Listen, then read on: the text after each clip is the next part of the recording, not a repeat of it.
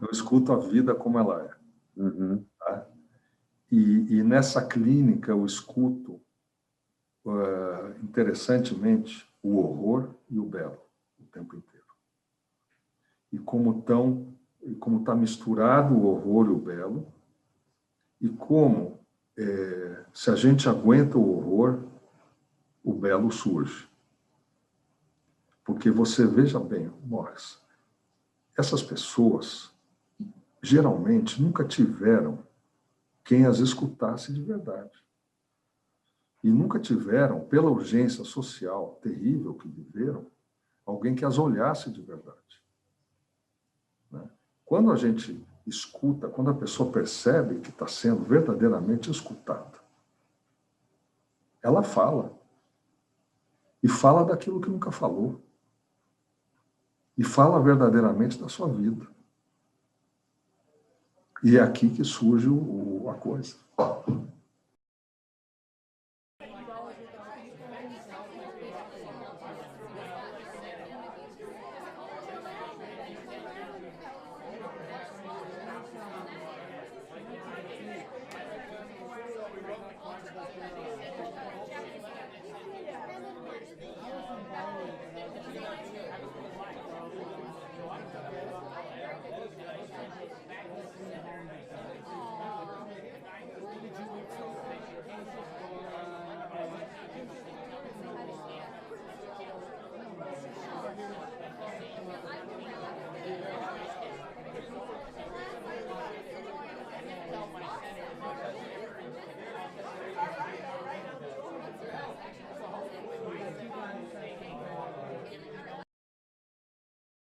Inicialmente, Jorge, eu queria te desejar as boas-vindas aqui no canal Inconsciente Coletivo. É uma satisfação mesmo, é um orgulho tê-lo aqui junto conosco para a gente desenvolver essa conversa aqui. Muito bem-vindo. Eu agradeço muito, Morris, o convite, né? E poder estar aqui contando das histórias e das ideias e do que a gente tem feito. E é verdadeiramente um prazer, então queria te agradecer muito o convite de podermos conversar. Tá? Ótimo. Jorge, eu ia iniciar pensei em iniciar a nossa conversa com uma pergunta relativamente simples, Uhum. né? O que você faz? Né? Eu sei que passa pela escuta psicanalítica e pelas clínicas públicas, né? Então, eu queria, num primeiro momento, que você desse uma visão geral de contexto sobre o que você faz Uhum. e em que condições que esse trabalho se dá. Tá. Bom, Morris, eu sou psicanalista, eu trabalho num consultório particular, atendo adolescentes, adultos, famílias, casais. Trabalho também na PUC de São Paulo, sou professor do curso de Psicologia da PUC de São Paulo, e onde eu me formei em 79. E desde 76 eu venho trabalhando com aquilo que eu chamo de situações sociais críticas. Ou seja, com uma preocupação muito intensa acerca do trabalho da psicanálise. Né? Eu fui aprendendo com o tempo, Morris, que psicanálise, logo no primeiro momento eu já entendi que a psicanálise não se resume ao consultório particular e de classe média, que a psicanálise é muito mais do que isso, e que a psicanálise não se valida por 4 paredes, um divã e uma poltrona. Não é isso que valida o saber psicanalítico, são muitas outras coisas. Né?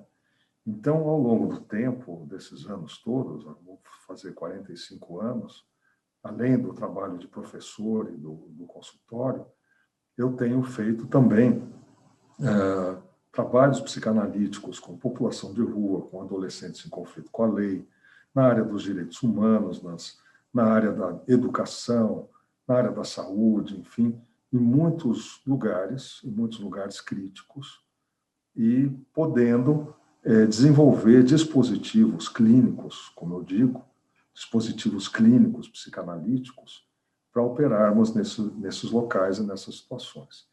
Então, se for te contar assim, de uma forma muito resumida, eu te diria que há um foco importante do meu trabalho, a construção de dispositivos psicanalíticos rigorosos em situações críticas, sociais críticas, e que fazem com que a psicanálise possa operar em diferentes setores da sociedade, ainda mais uma sociedade tão fragmentada e tão machucada como a sociedade brasileira. Nomeadamente, são os moradores de rua? Olha, com os moradores de rua, muito.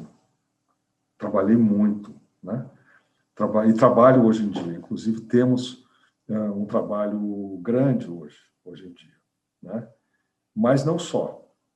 Eu te digo que tem os adolescentes em conflito com a lei, tem na área dos direitos humanos, tem na área da justiça, tem na área da saúde, tem na área da assistência, tem também a capacitação de equipes para trabalhar nessas situações sociais críticas, equipes do setor público, e tem também trabalhos com a iniciativa privada, inclusive.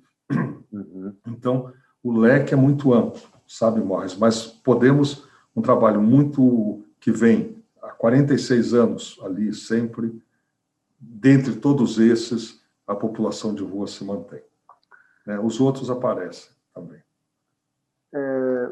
Quais são esses dispositivos, esse desafio de criar dispositivos? Ele passa por onde? Olha, passa por você. Aqui eu utilizo, para pensar dispositivos, eu utilizo os conceitos do Foucault de dispositivo. E o Foucault, ele trabalha com um conceito que ajuda muito, que ele diz, o dispositivo, ele tem que responder a uma urgência social. Ele tem que responder a uma urgência social, e para ele responder a uma urgência social, ele tem que poder compor e utilizar os saberes presentes na sociedade num determinado momento onde isso está acontecendo. Outro autor importante, vou te fazer um caminho muito rápido, assim, é o Deleuze. O Deleuze, ele vai dizer que dispositivos, na verdade, é quando você consegue enfocar alguma coisa e construir uma máquina de fazer ver e fazer falar. Então, você constrói uma máquina de fazer ver e fazer falar, você vê que isso com a psicanálise já tem muita coisa, né? Depois, o Agamben, um outro filósofo vivo, vai dizer que nós somos no dispositivo. Então, nesse momento aqui, nessa entrevista, nós somos nesse dispositivo aqui. Isso nos faz ser alguma coisa, né? Mas na prática, por exemplo, como é que atende um morador de rua? Então vou chegar aqui. Tá? Vou chegar aqui, estou indo aqui, mas vou direto para a prática. Não, vamos lá. Então, o teórico estava bom também. Tá bom. Mas, então, a ideia é como é que a gente constrói, pegando isso, máquinas de fazer ver e fazer falar, para poder operar na rua, para trabalhar com essa urgência que temos na rua. O Lacan, ele coloca que existem 4 conceitos fundamentais da psicanálise, que são o inconsciente, a repetição, a pulsão e a transferência. Então, eu te diria que quando nós estamos na rua, nós estamos montando um dispositivo para resolver, para atender uma urgência social, fazendo uma máquina de fazer ver e fazer falar que funciona através do inconsciente, da repetição, da pulsão e da transferência. Posto essas ideias, que se você achar por bem a gente desenvolve mais, quando a gente trabalha na rua, existem vários... O que vai definir o que nós vamos fazer na rua é a tarefa que a gente tem e a urgência que a gente vai operar. Eu posso trabalhar na rua. Para fazer uma pesquisa, por exemplo, nós fizemos uma pesquisa grande aqui na cidade de São Paulo, com a Secretaria de Direitos Humanos, quando o Suplicy era o secretário, que foi uma pesquisa sobre o que ocorre na vida das ruas da cidade de São Paulo com a população em situação de rua. E essa pesquisa, nós utilizamos a metodologia psicanalítica, ela serviu como base para a construção do Plano Municipal para a População em Situação de Rua na cidade de São Paulo. Fizemos o mesmo em Porto Alegre, com o mesmo tema. E tem outras situações que é de atendimento. De atendimento. Então, um atendimento, primeiro é muito interessante que as pessoas acham como é que o morador de rua vai saber o que é um psicanalista, né? Tem essa pergunta. Pois é, então vou te contar como é que é. Uhum. É tão simples quanto isso. Assim, olha, boa tarde, meu nome é Jorge, eu sou psicanalista. Minha profissão é escutar as pessoas que estão com angústia, que estão passando mal, que estão sofrendo muito e não tem com quem falar, e que querem falar das suas coisas e querem ter um espaço para falar de si e daquilo que está doendo. Se você tiver afim, estou aqui. Eu te digo, Morris, que é imediato. É absolutamente imediato. Mas na rua mesmo? Na rua mesmo, na rua mesmo. Em pé? Em pé. Sentar? Em pé? Em pé, em pé. Pode ser sentado, mas geralmente é em pé. Então, tanto pode ser momentos determinados onde isso vai, onde acontece, quanto pode ser uma situação mais estruturada. Então, eu estou lançando agora um livro que é a Psicanálise na Rua, onde é interessante isso, porque trata da minha dissertação de mestrado que tem 30 anos, Morris. Mas eu resolvi publicar agora, porque trata de um trabalho muito estruturado na rua, que é um grupo psicanalítico feito na rua, no Largo de Osasco, ao redor de uma caixa de engraxar sapatos, durante 2 anos e meio. Rigorosamente, no mesmo dia e hora da semana, durante 2 anos e meio, nos reuníamos ao redor de uma caixa de engraxar sapatos para falar da vida. E ali interpretávamos, eu trabalhei 1 ano sozinho com isso, e 1 ano e meio com uma colega, que é a Verônica Mello, que eu convidei ela para me ajudar, interpretávamos rigorosamente sonhos, interpretávamos na transferência, interpretávamos, enfim, a transferência entrecruzada que havia no grupo. Então, eu nunca deixei de fazer o trabalho psicanalítico, a interpretação psicanalítica, a leitura do inconsciente na transferência, falando mais tecnicamente, em qualquer situação de rua que eu estivesse. Vai depender da tarefa. Para você ter uma ideia, um outro exemplo de grupo feito com população de rua. Quando nós fizemos essa pesquisa, que também saiu um livro sobre isso, nós desenvolvemos alguns dispositivos para fazer essa pesquisa. Então, o primeiro foi que nós montamos uma equipe com 10 pessoas em situação de rua, ou que haviam estado, ou que estavam, para serem os pesquisadores sociais. Então, eles eram os nossos pesquisadores, e nós capacitamos eles, inclusive na escuta, com conceitos como transferência, como escuta, como todos esses... E foi uma capacitação super interessante. E eles tinham, para se prepararem para a pesquisa, um dia da semana eles faziam um grupo psicanalítico com a Emília e comigo.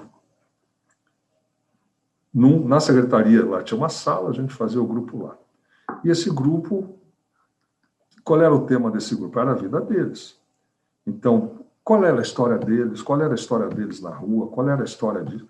E interpretávamos também com todo sem dó, entendeu? A gente vai lá e faz. Esse era um dos dispositivos da pesquisa. De tal maneira que eles podiam escutar as outras pessoas em situação de rua a partir da experiência deles. De entrar em contato de verdade com aquilo que havia ocorrido com eles e que estava ocorrendo com eles. E assim muitos outros trabalhos, sabe, Morris? De chegar na rua e falar. O repertório dessas pessoas. Você falou de interpretar sonhos, transferência. A gente tem curiosidade nunca senti esse problema. Vou te dizer por quê.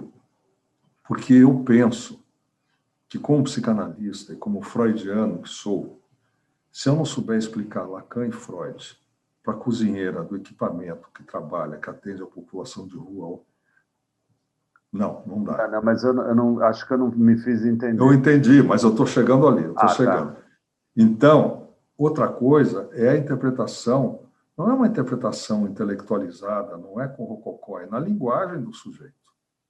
Na linguagem do sujeito. Olha, eu estou achando que você está aqui com muita raiva ou que você está com muito medo de perder essa situação aqui que você está falando, que você está fazendo isso, porque você está com medo de brigar com aquilo. E você está me falando desse jeito porque você está achando que eu estou pensando não sei o quê. E eu não estou pensando não sei o quê, eu estou pensando isso, isso, isso. Você está colocando, acha porque eu sou, até porque eu sou branco, porque eu sou isso, porque eu sou aquilo. Você me coloca nesse lugar, mas eu não estou, eu estou aqui discutindo de verdade. Eu estou te dizendo A, B, C, D ou E. Então, você que se analisa, você sabe bem do que eu estou falando. Né? Então, isso se dá, Morris, eu te garanto, com uma absoluta tranquilidade, e a pessoa entende no exato momento em que a coisa acontece, que é uma outra conversa. Então, mas o que você escuta na clínica? Acho que é aí que eu queria chegar. Eu escuto a vida, eu escuto a vida como ela é, como diria o nosso Nelson então, Rodrigues. essa é a poesia que eu queria escutar. Isso. Eu escuto a vida como ela é. Uhum. Tá? E nessa clínica eu escuto, interessantemente, o horror e o belo o tempo inteiro. E como está misturado o horror e o belo, e como, se a gente aguenta o horror, o belo surge. Porque você, veja bem, Morris, essas pessoas geralmente nunca tiveram quem as escutasse de verdade. E nunca tiveram, pela urgência social terrível que viveram, alguém que as olhasse de verdade.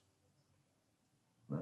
Quando a gente escuta, quando a pessoa percebe que está sendo verdadeiramente escutada, ela fala. E fala daquilo que nunca falou. E fala verdadeiramente da sua vida. E é aqui que surge a coisa. Você pode dar exemplos assim de histórias belas e de histórias de beleza e histórias de horror que você escuta?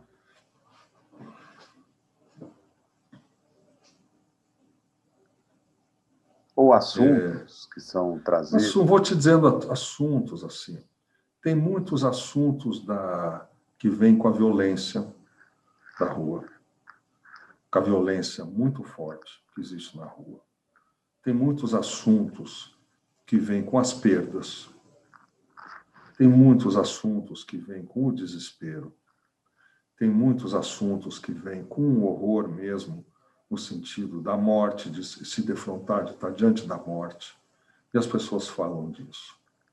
E, ao mesmo tempo, no meio disso, tem muitos momentos onde a pessoa se vê enquanto sujeito. E esse momento também é um momento de muita beleza, ou de ver essa situação, ou reencontra consigo mesmo, ou encontra com o outro, numa possibilidade de vida. Eu não sei se eu estou sendo muito genérico, mas são muitas as situações assim. Muitas. Então, muitas vezes acontece, você está e a pessoa te conta um sonho. Te conta um sonho. E na rua, como é que se interpreta um sonho na rua? Como? Eu também tenho essa curiosidade. O método é o mesmo, Morris. É assim, o método é o mesmo. Bom, você sonhou com isso? O que te vem à cabeça com esse sonho? Você lembra do quê? O que te ocorre? Fala aí, diz aí. Diz aí sem medo tenta falar sem nenhum receio dessas imagens que estão aqui nesse sonho. Fala aí o que te lembra. Você está dizendo aqui que sonha com a sua mãe? O que te lembra da tua mãe? Vai dizendo. E a pessoa vai falando e a gente interpreta, entende, Morris? Pode ser de pé, pode ser na praça, pode ser onde for. Porque eu fico assim, colocando numa linguagem mais coloquial, eu acho que deve ser enlouquecedor morar na rua. Eu nem sei como que você consegue diferenciar o que é real, o que é irreal, e momentos de consciência ou inconsciente em ação. Faz sentido isso que eu estou te dizendo? Faz. Primeiro é assim, o que eu fui descobrindo, o que essa clínica foi desvelando sobre a vida na rua, né? Uhum. O que essa clínica foi desvelando sobre a vida na rua? A primeira coisa, Morris, que foi desvelando é que quando alguém vai para a rua, essa pessoa não vai para a rua por causa de uma ruptura. Tem uma ruptura que é o catalisador da ida dela para a rua. Mas são muitas rupturas. As rupturas vão se dando na família, na relação, nas outras relações afetivas, na comunidade, no estudo, na sobrevivência econômica. Todas essas rupturas vão se dando. Tá? E quando chega no limite, dá o salto qualitativo, a pessoa vai para a rua. Ela tem que refazer todos esses laços na rua ao mesmo tempo. Porque se antes ela ia para a escola, tinha casa, tinha isso, agora não, é tudo aqui na rua, naquele pedaço urbano. É no chão urbano, no território urbano que ele tem que refazer isso. Então, é ali que ele tem que ganhar dinheiro, é ali que ele tem que se proteger, é ali que ele tem que reconstituir uma vida afetiva, é ali que ele tem que aprender. O que acontece? Quando tudo isso vai para um lugar só, acontece algo parecido com uma regressão, porque ele está na mesma situação do bebê com a mãe, com a rua, onde tudo está na mãe. Tudo que ele precisa está na mãe. E agora, tudo que ele precisa está na rua. Só que a rua não é mamãe, né? A rua não é mamãe. A rua é violência, é carência, é miséria absoluta, é outra coisa e ele está dependendo disso. Mas é ali que agora estão depositados, como a gente diz, tudo aquilo que é mais importante na vida dele. Isso faz, inclusive, com que se dê uma alteração da noção de tempo e espaço no sujeito, sabe? Porque como a rua é uma outra temperatura e pressão, são outras coisas, então você pergunta para uma pessoa que está na rua, quanto tempo você está na rua? Há 2 anos, outro dia. Há quanto tempo? 5 anos, outro dia. 1 ano. Como assim? A pessoa está mentindo, não está. Ela perdeu essa noção de tempo e de espaço. Pois é. Então, o que ela tem, Morris, é quando minha mãe morreu, quando aconteceu isso, quando aconteceu aquilo, mas o tempo vai sendo marcado pelas perdas. Uhum. E o espaço vai se condensando, não é em tal lugar ou em tal lugar, porque está tudo ali naquele mesmo lugar. Tá? Quando a gente atende, tudo isso vem na transferência com a gente. Falando um pouquinho psicanalitiquez agora. Vem na transferência, tudo isso. Essas perdas, essa dependência, aquilo tudo que está depositado sem palavras. Tudo isso é sem palavras. Vai perdendo a palavra e vai ficando só a sensação, a dor, o desespero, os momentos de lazer. E, evidentemente, que com isso é impossível, como você falou, eu acho que você não aguentaria, eu também não aguentaria, estar na rua sem se drogar. Não dá. Não dá. Sem chance. Sem chance. Não dá. Sem chance. Sem chance. Uhum. Nem pensar. Uhum. Nem pensar. Né? O cara está vivendo esse turbilhão o tempo inteiro. O que eu estou te dizendo? Quando eu chego ali como psicanalista, o que vem? Vem esse turbilhão na relação transferencial. E todas as fantasias de quem sou eu que estou chegando ali. E o fato dele fantasiar porque eu sou representante dos atores que circulam na rua. Quem é um branco é polícia? Quem é um branco da assistência social? Quem é um branco? O que esse branco está fazendo aqui? Quem é esse cara? Uhum. Quem é esse cara? Ainda mais o cara diz assim, ó, meu nome é Jorge, eu sou psicanalista, tá? Diz aí o que está acontecendo com você. Ele ficou olhando assim. Eu digo, não, diga lá, estou te escutando, cara, eu sei. Eu trabalho na rua há muitos anos, eu sei, esse é o meu trabalho. Fala como é que. Aí o cara fala, vê que você escuta, aí ele fala. Mas essa escuta é diferente, ele identifica imediatamente. Morris, ele identifica imediatamente de que escuta se trata. Ah, isso é demais. Isso então está no código humano. Identifica imediatamente Incrível. de que escuta se trata. É muito bonito isso, é incrível. Incrível. Ô Jorge, a vida afetiva dessa pessoa, ela é possível? Como é que ela desenrola? Só por curiosidade. Olha, a vida afetiva, ela acontece, tem uma precariedade, mas ela acontece, existem relações estáveis, sim, na rua, né?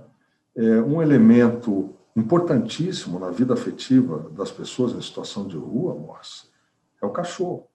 Eu ia chegar nele. É o cachorro. Uhum. O cachorro é vidas secas, vidas secas, vidas secas. Baleia. A rua está cheia de baleias. A rua está cheia de baleias. O sentimento, o humano, a dor, a delicadeza, o afeto, não cabe nessa situação de tanta violência com o outro. Está depositado na baleia ali. A baleia que cuida, a baleia que avisa. A baleia, uma vez roubaram um cachorro, eu estava atendendo, fazer um grupo numa república de moradores de rua, e roubaram a pretinha. Roubaram um pedaço de mim. Roubaram um pedaço de mim. Por quê? Porque na pretinha, na cachorra, na baleia, que está a delicadeza, o afeto, a possibilidade, a lealdade, que ele não encontra mais em lugar nenhum. Exatamente. São extremamente bem cuidados os cachorros, né? Isso aí. Exatamente. Então, os cachorros são fundamentais na rua. Fundamentais. Então, trabalhar com a população de rua sem acolher e trabalhar com os cachorros é uma bobagem. Agora, a assistência diz, nós temos canil. Sim, tem canis, mas são canis super... Não trabalha a relação desse sujeito. Não dessa pessoa, desse sujeito, né? Com esse cachorro que é tão importante na vida dele. Então, estou te falando o tempo inteiro, Morris, que nessa nossa conversa, que nós estamos falando de sujeitos, nós não estamos falando de pessoas, né? Não entendi. Qual a diferença? A pessoa é uma pessoa. Estou aqui, poruru, conversando. Sujeito é um sujeito de desejo, é um sujeito que pensa, que sofre, que viveu, que tem uma experiência. Então, a pessoa é um número também. O sujeito não é um número. Então, essa pessoa ali na rua é um sujeito que tem uma história, que tem uma dor, que tem beleza. Que tem... É nesse sentido que eu estou te dizendo. E a relação dele com o cachorro é uma relação absolutamente delicada, complexa, profunda. Diferente de ser uma pessoa, né? Que passa pela rua. Então, falando nisso, né, nessa entre sujeito e pessoa, eu queria ouvir um olhar seu sobre a invisibilidade do morador de rua, né? Uhum. Que é uma questão candente, né, que a gente vivencia praticamente todos os dias, né? Então, não é difícil de naturalizar uma situação que, na verdade, ela é super extrema, né? Mas, então, isso é uma coisa que eu percebo que acontecer com frequência. Outro dia eu estava com a minha filha na rua, no carro, e mandei fechar a janela no semáforo, porque a pessoa estava sem máscara. Mas é ruim, né? Tinha uma criança da idade dela. Então, eu te pergunto um pouco, primeiro um olhar como um todo sobre essa questão da invisibilidade, e depois eu te pergunto diretamente, como que eu deveria agir numa situação dessas? Você acha, né? Como você acha? Olha, Morris, a invisibilidade com a população de rua ou com as populações empobrecidas e miserabilizadas, ela se dá antes mesmo do nascimento delas. Ela se dá por uma questão de classe, tá? Ela se dá por uma questão de exclusão social. Então, aquilo que a gente chama do grande outro, que o Lacan chama do grande outro, ou daquilo que a gente chama da estrutura social, não vê e não deseja que essa pessoa viva, antes dela nascer. Deseja que ela viva se for para trabalhar para ele, entendeu? Aí é outra coisa. Né? Vamos ser bem claro aqui. Mas essas pessoas, primeiro que já têm uma experiência com um grande outro, de que não são desejadas, que não há um olhar de desejo de vida, e isto é uma marca profunda dentro do sujeito, que é essa invisibilidade, que não há o outro que deseja que ela viva. Por isso que na relação analítica, na relação clínica, quando eu estou ali na rua, Morris, e digo, fala você, eu estou dizendo para ele, eu estou te vendo. Eu quero que você viva. Eu quero que você viva. E é isso que ele entende. E é isso que faz o outro, o jogo virar. Eu quero que você viva, eu estou te olhando. Então, eu não estou falando com você, te colocando nesse lugar da invisibilidade, pelo contrário. Quando eu te pergunto quem é você, o que está acontecendo com você, é desde o lugar da saída da invisibilidade do outro, e eu poder sustentar clinicamente na transferência essa saída da invisibilidade que vem com uma força enorme, e vem com toda a dor, e vem com todos os conflitos, e vem com todos os desejos, essa saída da visibilidade. Uhum. Tá? Então, isso é sustentar na transferência. Estou falando porque me interessa muito, está mostrando como dá para a gente trabalhar com a psicanálise nessas situações. Tá? Então, a invisibilidade ela está colocada desde sempre. Nos adolescentes em conflito com a lei, por exemplo, muitos deles os que sobreviverem vão parar na rua. Eu vou depois te explicar qual é o processo todo, que é muito doloroso. Né? Desde sempre está ali colocada que a sociedade quer que você morra, que você não exista, que você pelo menos não enche o saco, não atrapalhe. Então essa é uma coisa. A outra coisa, Morris, na rua, é o seguinte, quando a gente passa pela rua e vê, eles são, população em situação de rua é aquilo que a gente nega, aquilo que a gente não quer ver. Eles são essa parte nossa, que está dentro de nós. Elas são essa parte da sociedade, que está dentro da sociedade, que a gente não quer ver. Então, tem um exemplo que eu sempre digo, quando a gente está trabalhando, atendendo na rua, a transferência é com o corpo inteiro. Mesmo no consultório também eu acho isso. Mas os cheiros, você tem que trabalhar com os cheiros, você tem que trabalhar com a temperatura, você tem que trabalhar com o perigo, você tem que trabalhar com a aproximação, o distanciamento das pessoas, da polícia, da assistência, que tem ali. Né? Então, mas a população de rua tem um cheiro muito forte. Esse cheiro muito forte é o cheiro mais primitivo que está dentro da gente também, e que a gente não aguenta sentir. Então, a sociedade também aumenta a invisibilidade da população em situação de rua, na medida em que eles mostram assim, ó quem é você. Ó o que você fez. Ó o que você fez. Ó quem é você. Ó o que você pode vir a ser. É o último escalão aqui do que você pode vir a ser. A gente tem feito um trabalho, um desses trabalhos de rua grande que eu estou fazendo hoje, que está é com a comunidade judaica. Então, a comunidade judaica, podemos falar sobre isso se quiser, está resolvendo fazer um trabalho importante com a população de rua. E eu mostro para os jovens, às vezes, olha aqui uma foto do gueto de Varsóvia, olha a foto aqui na rua. Olha o que você está vendo aqui na rua. Então, são situações que a gente vê na rua que são da condição humana que a gente não quer ver. Então, isso é uma coisa que eu queria te dizer. Outra coisa que eu queria te dizer, que eu acho importante, com a visibilidade que o teu programa tem, eu queria dizer o seguinte, Morris. Nós, nessa pesquisa que a gente fez, descobrimos um fato novo que está ocorrendo na rua, da maior importância. E me parece necessário falar disso.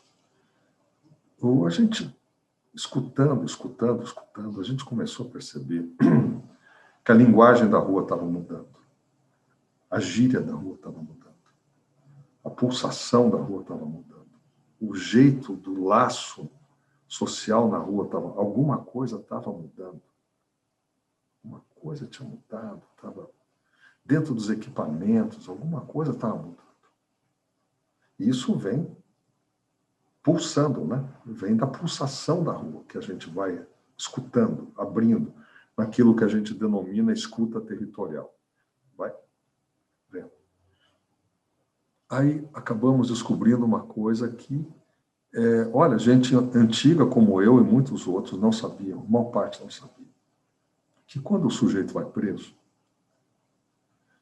e vai para o sistema penal, no Código Penal brasileiro, tem o juiz dá a seguinte sentença: por crimes contra o patrimônio e por tráfico de drogas. Tanto tempo de prisão, mais multa. Mais multa. Essa multa, ela se transforma em 2 tipos de multa. Uma multa fiscal, que é que nem você ou eu não pagamos imposto de renda, a gente vai ver o que faz, a confusão, multa. E outra multa que é penal. Ou seja, se a pessoa não pagou a multa, ela não cumpriu integralmente a sua pena. O pessoal sai do sistema penal, geralmente sem saber que deve essa multa, ou quando sabe, ela está numa média de R$7.000. E a pessoa sai do sistema penal de havaiana e roupa do corpo, sem documento. Ele vai tentar tirar documento. Quando ele vai tirar título de eleitor, ele não pode porque ele não cumpriu a pena. E se ele não cumpriu a pena e não tem título de eleitor, não pode ter carteira de trabalho, Morris. Ou seja, existe uma enorme população que está saindo dos presídios, que está jogada na clandestinidade. Para onde é que essa população vai? Para a rua. Quantos por cento que é essa população na população de rua hoje? Mais de 40%. Mais de 40%. Então você vê que o nível de violência da cidade subiu mesmo, porque o cara sai do sistema penal com essa marca de gado dentro dele e com essa forma de vinculação com o mundo, que é a única que ele tem, que ele conseguiu sobreviver no sistema penal, e que vai rodando pela cidade, inclusive nos abrigos, e nas ruas, e nas malocas, em todo esse lugar. Então, a gente pode dizer que hoje o sistema penal, ele caminha, ele anda pela rua, a estrutura do sistema penal navega pela cidade, através da população de rua. A pandemia agravou as coisas? Claro, agravou. Não tem números exatos sobre quantos morreram na população em situação de rua. Não tem. Mas certamente. E a questão da miséria aumentou muito, porque você vê só, Marcos, como é que a população em situação de rua circula pela cidade? Ela circula onde tem dinheiro. Ela circula onde tem dinheiro. Ela circula onde tem aquilo que ela pode sobreviver. Então, é em torno do comércio, é em torno dos restaurantes, isso tudo baixou. Então, uma coisa que não havia antes na rua era fome, por exemplo. Não havia fome na rua. Por quê? Porque sempre tinham as pessoas que iam distribuir comida. Né? Alguns bem intencionados, outros, do meu ponto de vista, desculpando a ironia, comprando um visto para o céu a um preço baratíssimo, né? Muito barato. De graça, né, Morris? Carimbo de entrar no céu, de graça, muito barato, né, eu acho. Acho que podia ser um pouco mais caro, contribuir a mais. Mas, e outros fazendo um trabalho bem intencionado, de fato. Então não dava para dizer que a população de rua passava fome. Né? Porque tinha um grupo que dizia até, ó, hoje eu vou comer tal comida, porque eu vou em tal lugar receber. Isso acabou. Porque não tem isso. Então, não tem mais doação, tudo diminuiu. Não tem produtos de limpeza. Então, você vê nos abrigos, os abrigos estão absolutamente precarizados. Né? E as pessoas têm reclamado muito dos abrigos, o que tem ocorrido nos abrigos.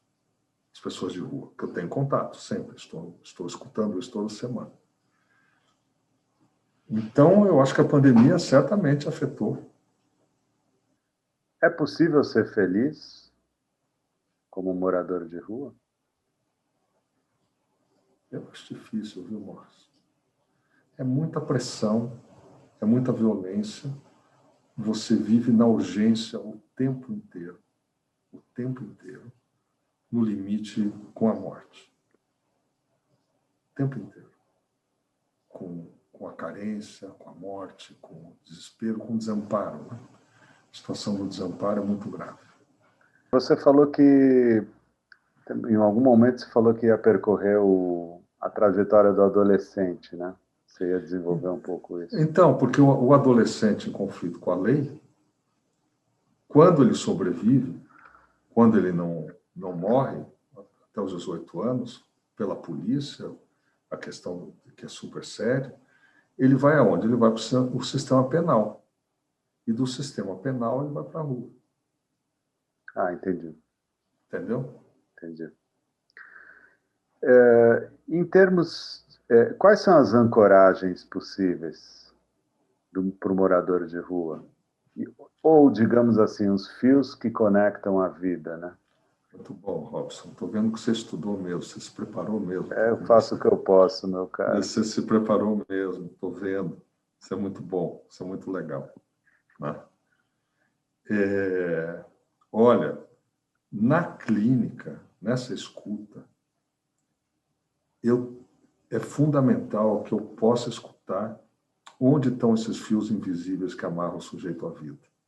Ele não sabe, eu também não sei. Mas é a partir do momento em que ele começa a falar dele, é que vão aparecer esses fios.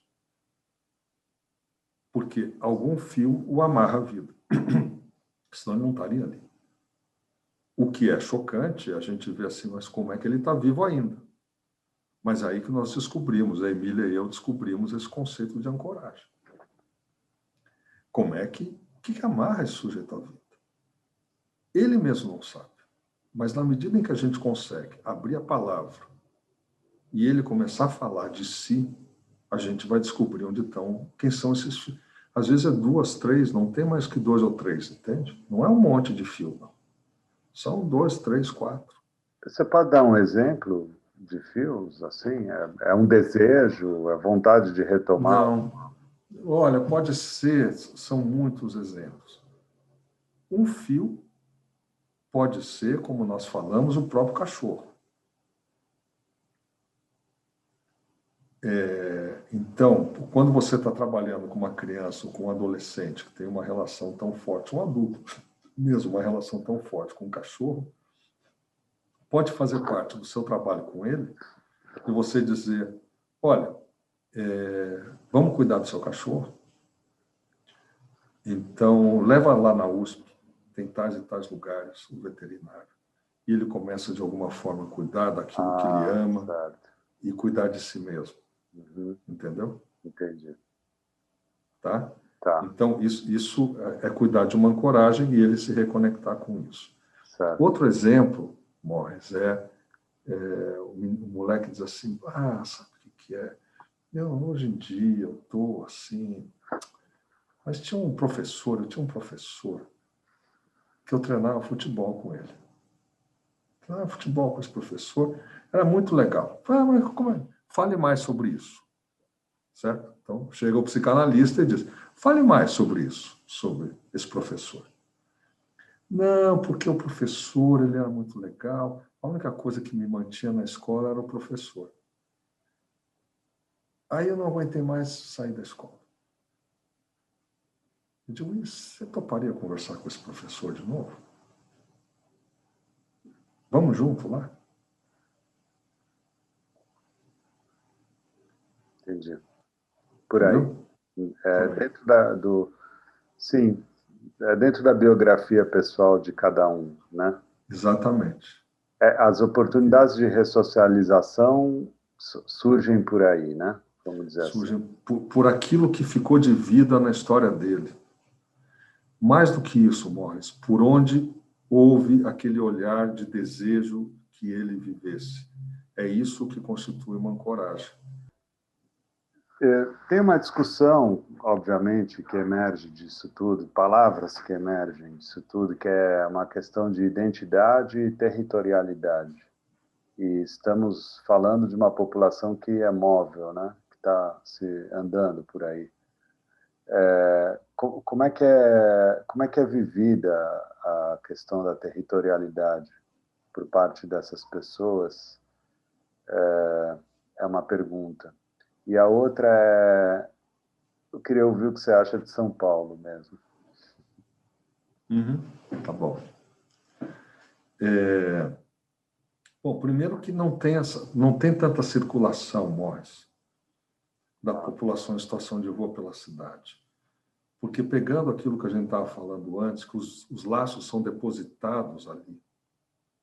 Então, essa depositação desses laços inconscientes e conscientes tão importantes no território fixam o sujeito ao território. Então, fixam o sujeito a uma região, pelo menos, da cidade, não muito grande. Em geral, Porque as ali, mais ricas, né? em geral, as mais ricas, porque é ali que tem a mulher que dá isso, o comerciante que dá aquilo, que vai fazendo isso, que são esses laços que ele vai constituindo, e onde estão depositados também esses laços profundos do inconsciente, disso que se rompeu e que está colocado ali. E que é o que, vamos dizer, você pega que é como a mãe que segura o bebê, que segura o desamparo do bebê, segura isso, é como a rua faz esse papel de acolher esses laços inconscientes, disruptivos, rompidos e tudo isso. Isso se dá no espaço urbano, em determinados espaços urbanos, onde a história do sujeito foi se configurando. Então, não tem tanta essa mobilização, não. É bem fixo, é bem fixo. Tá?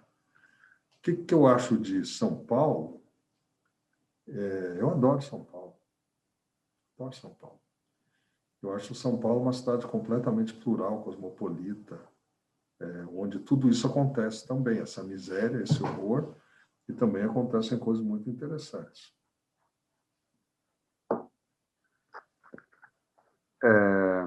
Porque a gente está falando de um dos lugares do mundo onde a desigualdade social é mais gritante, né? Uma cidade Isso. rica, onde um país que tem exibe índices nada louváveis, né?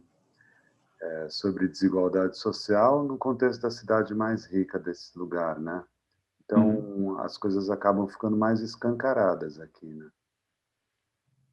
né? Mas certamente tem esse escancaramento, essa miséria. Mas, enfim, eu gosto de São Paulo, sou brasileiro, entende? Nem nasci em São Paulo, mas gosto de São Paulo. O que eu queria te dizer é o seguinte, Morris, eu acho que eu queria te colocar mais uma coisa aqui nessa nossa conversa, que é importante. Muito se fala, né? Mas o sofrimento, você não pode falar que o sofrimento da população de rua é maior do que o sofrimento de alguém de classe média. E eu digo assim, é verdade, não pode se falar nisso, não pode. Porque no próprio consultório a gente vê o que as pessoas sofrem. E eu não falo que é maior um ou outro, eu não falo mesmo, porque eu sei. O que me parece que é muito importante ser pensado, Morris, é que nós, da classe média, nós temos uma rede de sustentação social para as rupturas que ocorrem ao longo da nossa vida, que quem está na pobreza, na miserabilidade, não tem. Então, as rupturas que ocorrem na vida dessas pessoas, elas têm uma repercussão muito maior. Importante isso. Isso que eu queria falar, sabe? Tem essa repercussão muito maior. Então, o divórcio nosso, na classe média, A gente até vai ao banco. Vai até o banco pedir dinheiro. Vai morar na casa de alguém, vai isso, vai. Tem a ruptura, ela tem um laço, ela tem uma rede social que sustenta a ruptura. Uhum. Nas classes miserabilizadas, na pobreza, não tem essa rede social. A pessoa se separa, ela está diante do abismo. A pessoa sai da escola, se eu me dou mal numa escola aqui, a criança ou o adolescente muda de escola. Se a criança ou adolescente se dá mal na escola, perdeu a escola. Não tem essa rede de sustentação para a ruptura e de alternativas. Eu, no limite, eu criei uma confusão na minha comunidade, eu mudo de bairro. Ou eu vou morar com a minha tia, entendeu? Ali não. Então, me parece que é muito importante a gente pensar. E aqui você vê que quando a gente está falando da psicanálise e da pobreza e da dor humana, nós temos que pensar nas políticas sociais, nas políticas públicas, que é fundamental essa constituição dessas redes de sustentação da vida. E que a ausência dessas redes geram fraturas no sujeito terríveis. Entende? Mas, assim, você falou de sofrimento na classe média e o sofrimento dessas pessoas que não contam com uma rede de sustentação. Mas fica nisso, né? Não dá para a gente comparar, porque o sofrimento é uma coisa muito subjetiva de cada um. Exatamente, né? Exatamente. O que eu estou te dizendo é que onde é que isso vai dar, né? Por exemplo, na rua. É muito difícil alguém da classe média ir parar É muito na rua, mais grave. É muito mais grave, a verdade é essa. Agora, você, aqui eu já partindo para a reta final da entrevista, o Brasil, num contexto global, o Brasil é um lugar de referência nesse trabalho sobre clínicas públicas? Sim, é um lugar de referência. Eu não tenho dúvida disso. O trabalho com a Fundação TID Setúbal, inclusive, que a gente está fazendo, com a TID, e nós temos um grupo de trabalho sobre as clínicas públicas, né? E esse grupo ele surgiu a partir do livro da Elizabeth Andanto, que é um livro muito importante, que mostra que essas clínicas públicas em situações de emergência social começaram com Freud. Começaram com isso que nós estamos conversando aqui. Quem começou isso foi Freud, não fui eu, não foi outro, foi Freud que começou isso. E o Brasil, Morris, eu vejo com bastante tranquilidade que o Brasil hoje talvez é o maior campo de experimentação da psicanálise fora do consultório particular. Nós temos pessoas trabalhando em todos os no SUS, no SUAS, na área da justiça, na educação, nas experiências com clínicas públicas. Enfim, o Brasil hoje é um enorme caldeirão de experiências inovadoras na psicanálise. Eu estou convencido disso. Jorge, aqui encerrando a nossa conversa, você teria alguma consideração final? Não, a consideração final, talvez que eu tenho para dizer, enquanto essa questão das clínicas públicas, né? Então, que eu, como psicanalista, tenho dedicado muito da minha pesquisa, da minha capacidade de pesquisa, a exatamente estar trabalhando numa psicanálise rigorosa, fora do espaço do consultório particular de classe média individual. E podendo desenvolver uma metodologia, quer dizer, trabalhos adequados através da construção de dispositivos clínicos nessas situações que a gente conversou. E quero dizer que eu tenho estado muito satisfeito com o que eu tenho visto e que me deixa muito tranquilo da potência da psicanálise. Onde a vida estiver, onde tem vida, nós podemos trabalhar, sabe? Eu sempre digo que a psicanálise tem que estar onde a vida está. E que se for uma luzinha de vida, como esses casos que a gente está Nós temos que estar lá. Nós temos que estar lá. Então, eu falo muito isso na questão da psicanálise, da potência da psicanálise, que o Freud já, quando em 18 faz assim, convoca os psicanalistas 3 meses antes do final da Primeira Guerra. Isso é conosco. Nós temos que participar desse desastre. E nós temos que criar coisas novas nesse desastre. Me sinto no mesmo lugar.